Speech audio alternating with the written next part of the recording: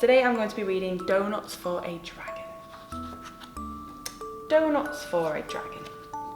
A boy called George had a brilliant idea to be like the heroes of old. He would go off and search for a dragon to prove he was fearless and bold. So George built a time machine and packed his bag with some snacks that a hero might eat. There were cakes, pies and buns and a bottle of fizz and doughnuts, the ultimate treat. Then George climbed aboard and he twisted a dial so it pointed a long, long ago. With a whoosh he was off, shooting backwards through time till his time machine started to slow. The time machine stopped and George opened the door. Was his journey through time a success? He saw something lurking behind a large bush, then... "Boo!" said a cheeky princess.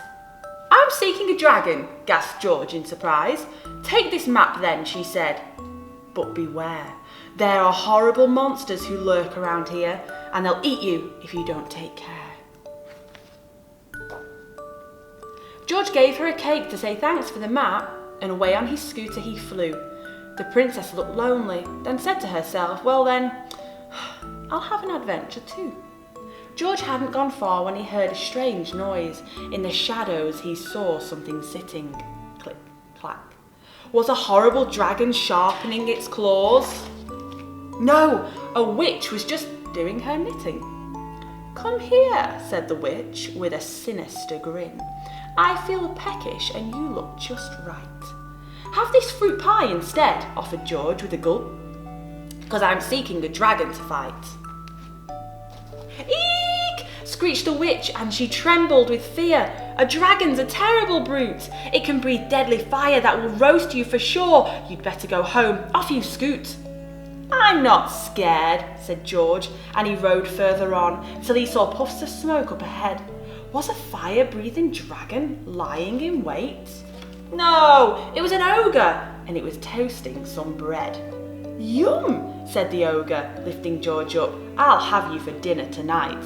"Don't eat me," cried George. "Have these ice buns instead, 'cause I'm seeking a dragon to fight." "Eep!" yelled the ogre in horror and fear. "A dragon is scary and wild. It has many sharp claws and such jaggedy teeth. You should run away home, crazy child." The ogre ran off with a terrified howl, and George carried on up the track. He was starting to think he had made a mistake, but was it too late to turn back? Then he stopped as a shadow fell over the path. From the branches above came a creak.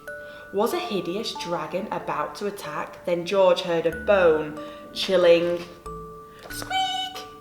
The fierce little dragon then narrowed its eyes. It breathed out fiery flames in a flash.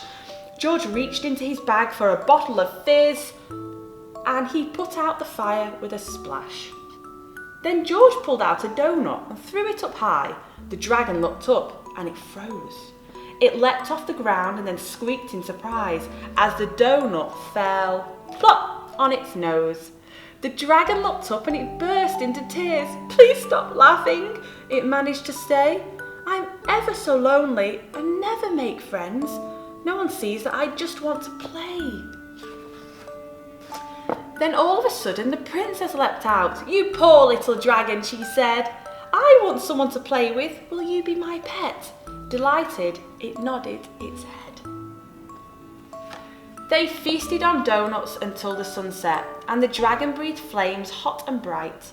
Then George and the princess did daredevil stunts, and the new friends played all through the night. The end.